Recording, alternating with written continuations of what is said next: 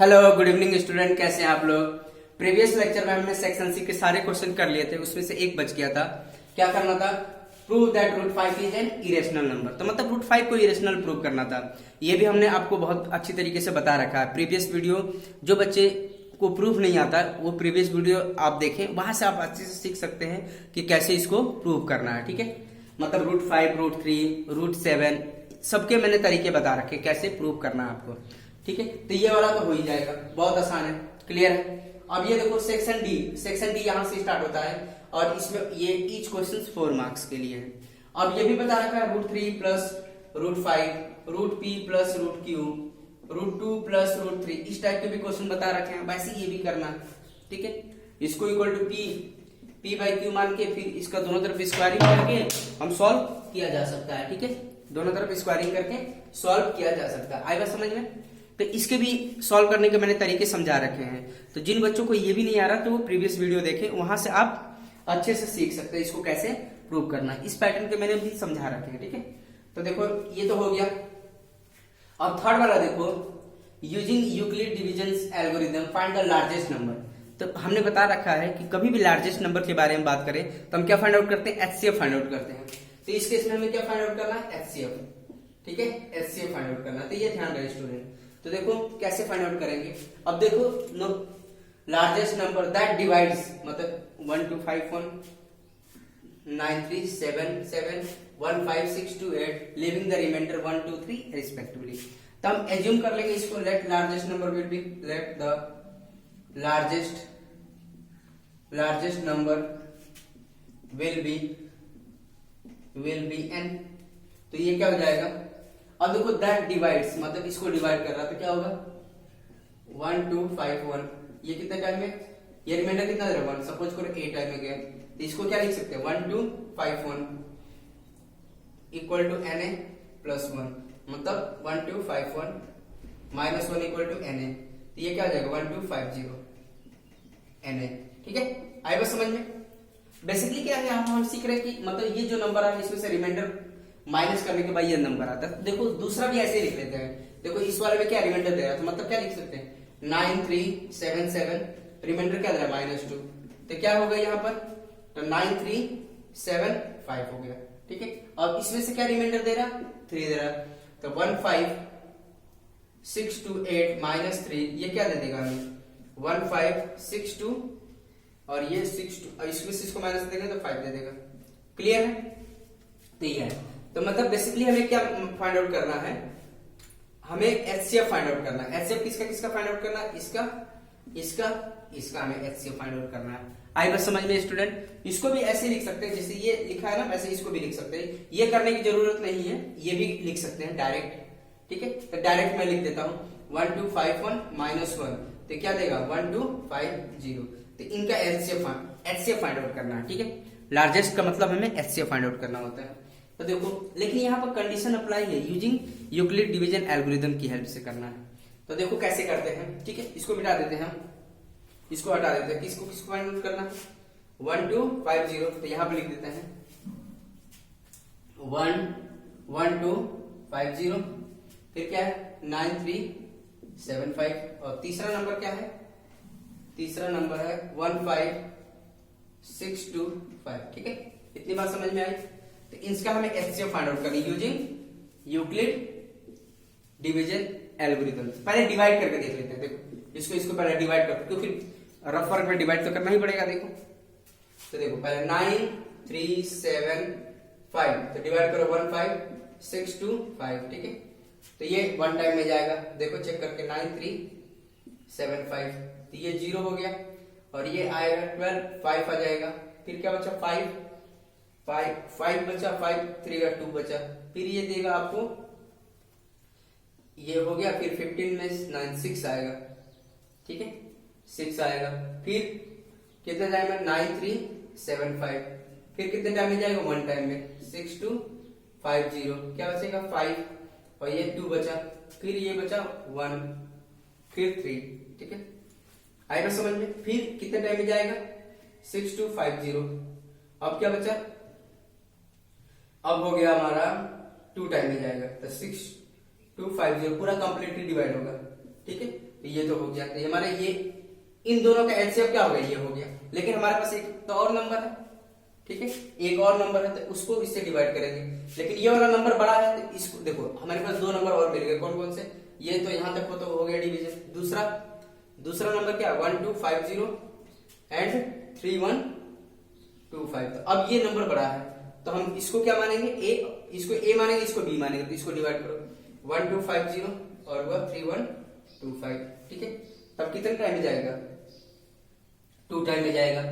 तो ये आ जाएगा 2 टाइम में करेंगे, 1250 है तो 250 आ जाएगा, 250, ठीक है। करके देखिए आप, 250 आ जाएगा, इसको मल्टीप्लाई करेंगे, ये आ गया 5 और ये आ गया 2 और ये आ गया आपका 6। तो 21250 ये 2 टाइम में जाएगा, देखो ये आ गया 250 मतलब 0। तो ये एचसीएफ कितना आ गया, एचसीएफ आ गया 625 आ गया, ठीक है। तो लेकिन अब इसको हमें लिखना है, लिखना कैसे है, यूजिंग यूक्लिड डिवीजन एल्गोरिथम से। तो इसको ए मान लेंगे, इसको बी मान लेंगे, ठीक है। तो क्या लिखेंगे, apply Euclid division algorithm on A and B, ठीक है। वेयर ए क्या है, ऑन 9375 एंड 15625, ठीक है। आएगा समझ में, इस पर अप्लाई कर लेंगे।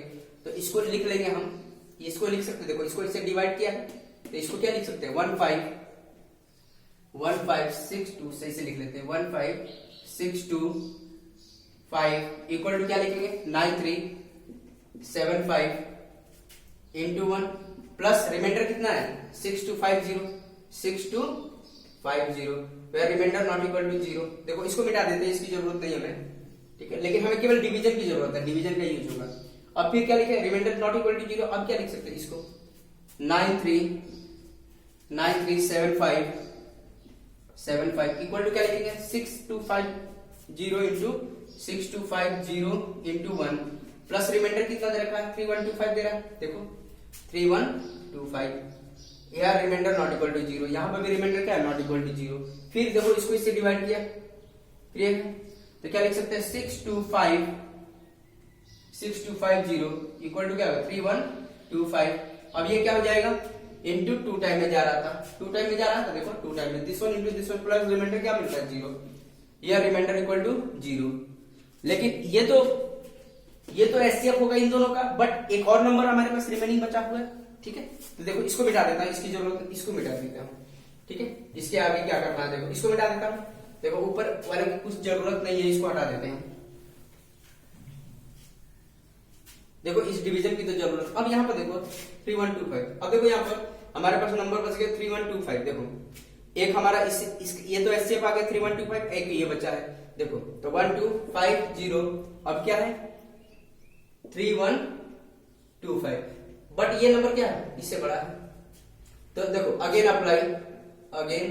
Apply Euclid division algorithm on this one, 3125 and 1250, इस पर अप्लाई कर लेंगे। तो देखो अप्लाई किया, तो डिवाइड तो ऑलरेडी पहले से कर रखे हैं, इसको ऐसे फॉर्म में लिख लो। तो क्या हो जाएगा, 3125 इक्वल टू क्या, this one into this one, तो 1250 इंटू 2 प्लस रिमाइंडर कितना रखा, 625, ठीक है, 625।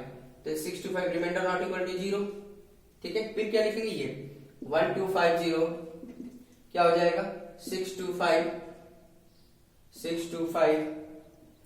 Into 2 plus remainder 0, remainder equal to 0, therefore 625 is the HCF of किसका एचसीएफ था, 12501, ठीक है, 9377, क्योंकि इसमें 2 ऐड करके, ठीक है। आएगा समझ में, तो ये आ जाएगा, ये क्या हो जाएगा, एचसीएफ ऑफ 1250, ठीक है, एंड ये 75 एंड 15625 होगा।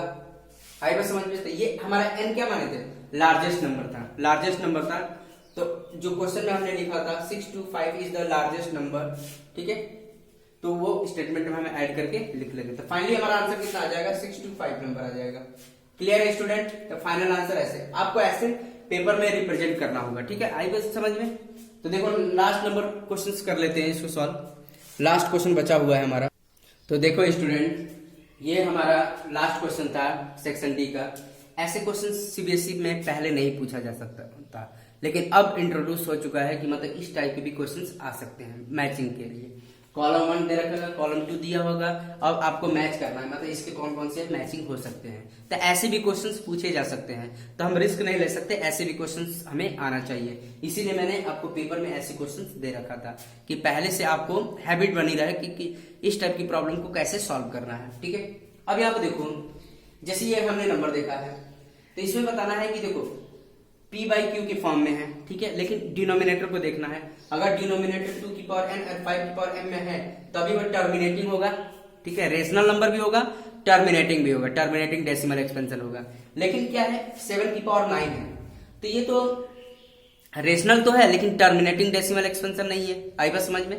रेशनल तो होगा, रेशनल होगा मतलब ये टर्मिनेटिंग डेसिमल, और रेशनल तो होगा ही होगा, मतलब इसका क्या होगा, रेशनल होगा मतलब p बाई क्यू के फॉर्म में हम। और क्या होगा, non terminating but repeating decimal representation, मतलब non terminating and repeating decimal expansion. तो इसका आंसर क्या हो जाएगा, t और s, t भी होगा और s भी हो सकता है। क्लियर है? आएगा समझ में? क्योंकि डिनोमिनेटर में 7 की पावर 9 बन रहा है, तो टर्मिनेटिंग तो नहीं होगा। ठीक है, टर्मिनेट लेकिन रेशनल होगा। टर्मिनेटिंग नहीं होगा तो क्या होगा, नॉन टर्मिनेटिंग नॉन रिपीटिंग होगा। ठीक है, आई बस non terminating and repeating, repeat करेगा, क्योंकि रेशनल की कंडीशन क्या होती है, अगर मान लो कोई नॉन टर्मिनेटिंग एंड रिपीटिंग है तभी रेशनल होगा, तो इस केस में बनेगा। आई बस समझ में? क्लियर है? तो इसका टी होगा और एस होगा। ठीक है, देखो तीसरा तो मैच कर लेंगे इसको, टी से मैच कर लेंगे। देखो इसको किससे मैच कर लेंगे, एस से, और इसको मैच कर लेंगे टी से। ठीक है, दो मैचिंग हो गई इसके। अब देखो दूसरा, इसको मैचिंग नहीं कर रहे क्योंकि ये यहाँ पर सॉल्व करना है ना हमें, यहाँ पे मैंने आंसर लिख दिया, परेशान ना हो। ठीक है, अब देखो ये प्रोडक्ट ऑफ दिस वन, इसका प्रोडक्ट करेंगे तो क्या आएगा, √5। देखो ध्यान से, √5 माइनस √3 और ये √5 माइनस √3, तो फाइनली क्या देगा, आइडेंटिटी बन रही है, माइनस और एक प्लस, सॉरी एक प्लस भी है, तो ये क्या देगा, √5 का स्क्वायर माइनस √3 का स्क्वायर, तो क्या देगा 5 माइनस 3 मतलब 2। ठीक है, तो ये देखो इसका आंसर क्या हो जाएगा, ये तो देखो ये 2 आ रहा है, 2 आ रहा है, इसको सॉल्व करने पर देखो, इसको सॉल्व करने पर कितना आ रहा है, 2 आएगा। 2 क्या है, रेशनल नंबर है कि नहीं है, रेशनल है, तो इसका आंसर एस भी आएगा, इसका एस भी आएगा, और ये प्राइम नंबर भी है एक, तो मतलब इसका आंसर पी भी आएगा, एस एंड पी दोनों आएगा। ठीक है, तो इसको हम इससे भी मैच कर सकते हैं और इसको एस से भी मैच कर सकते हैं, क्योंकि ये रेशनल नंबर भी देगा। क्लियर है? आई बात समझ में स्टूडेंट? ठीक है, अब नेक्स्ट देखो इसको, ये क्या है, √5 क्या है, इरेशनल है, और 4 क्या है, रेशनल है। तो इरेशनल माइनस करो चाहे प्लस करो, वो हमारा इरेशनल ही रहता है। तो ये सी क्या क्या देगा हमारा, इज एन इरेशनल नंबर। ठीक है, इरेशनल देगा, तो इसका मतलब क्या होगा, क्यू तो होगा ही, क्यू का। आएगा समझ में? इसका क्या होगा, क्यू तो होगा ही, क्यू से मैच कर लेंगे इसको, इज एन इरेशनल नंबर देगा क्यू। ठीक है, अब नेक्स्ट क्या होगा, यू भी हो सकता है। देखो is a non terminating and non recurring decimal representation, क्योंकि इरेशनल नंबर की कंडीशन होती है non terminating and non repeating होता है, तो यहां पर हमारा यू भी आ सकता है, यू। तो ऐसे भी ऑप्शन मैच हो सकता है। समझ में आ रही बात स्टूडेंट? ठीक है, नेक्स्ट ये तुम्हारा क्या होगा ये देखो p बाई क्यू के फॉर्म में बन रहा है, p बाई क्यू के फॉर्म में बन रहा है, और q क्या है, 2 की पावर, देखो q क्या आ रहा है, 2 की पावर n एंड 5 की पावर m के फॉर्म में आ रहा है, मतलब ये टर्मिनेटिंग होगा। ठीक है, टर्मिनेटिंग होगा, मतलब आपका टर्मिनेटिंग डेसिमल रिप्रेजेंटेशन होगा, ये तो होगा ही होगा r, और ठीक है r होगा और s भी होगा, क्यों, और रेशनल नंबर, ये क्योंकि रेशनल नंबर भी है। ठीक है, आए बस समझ में? क्लियर है स्टूडेंट? तो ऐसे आप मैच कर सकते हैं। ठीक है, तो दो भी मैचिंग हो सकता है, तो आपको ऐसे फाइनली लिख देना। तो फाइनली हम क्या लिखेंगे, फाइनली हम क्या लिखेंगे, मैचिंग में ए का मैचिंग क्या है, टी एस, बी का मैचिंग क्या है, फाइनली लिखना होगा, बी का मैचिंग क्या है, एस एंड पी। ठीक है, सी का मैचिंग क्या है, सी का मैचिंग है Q and U, and D का मैचिंग क्या है, डी का matching R and S. Finally हमें आंसर में ऐसे लिख देना होगा। ठीक है, आई बस समझ में? अगर ये ऐसा नहीं बना सको तो ऐसे आप आप लिख सकते हो। आई बात समझ में स्टूडेंट? क्लियर है? तो आई थिंक सब बच्चों को समझ में आ गया। जो बच्चों की कुछ गलतियां होंगी यहाँ से आप अपना इंप्रूव कर सकते हैं, ठीक है। और जो बच्चे नहीं कर पाए यहाँ से आप देख के समझ के कर सकते हैं, लेकिन अपनी गलतियों को इंप्रूव करना बहुत जरूरी है। ये कैसे इंप्रूव करेंगे? बार बार क्वेश्चनों की प्रैक्टिस करके। जितना हम प्रैक्टिस करेंगे उतना ही हम परफेक्ट बनते जाएंगे। तो स्टूडेंट जितना हो सके खूब प्रैक्टिस करिए, ठीक है। प्रैक्टिस करेंगे तभी आप परफेक्ट हो पाएंगे। रही बात पेपर की, जिन बच्चों के पास पेपर नहीं होगा तो फर्स्ट पार्ट, वीडियो का जो फर्स्ट पार्ट है मैंने जो डिस्कशन कर रखा उसके नीचे डिस्क्रिप्शन में लिंक शेयर कर रखा है पीडीएफ फाइल पेपर की, तो वहां से आप डाउनलोड करके पेपर कलेक्ट कर सकते हैं जिन बच्चों के पास पेपर नहीं होगा। तो ठीक है स्टूडेंट, तो आई थिंक सब बच्चों को समझ में आ गया।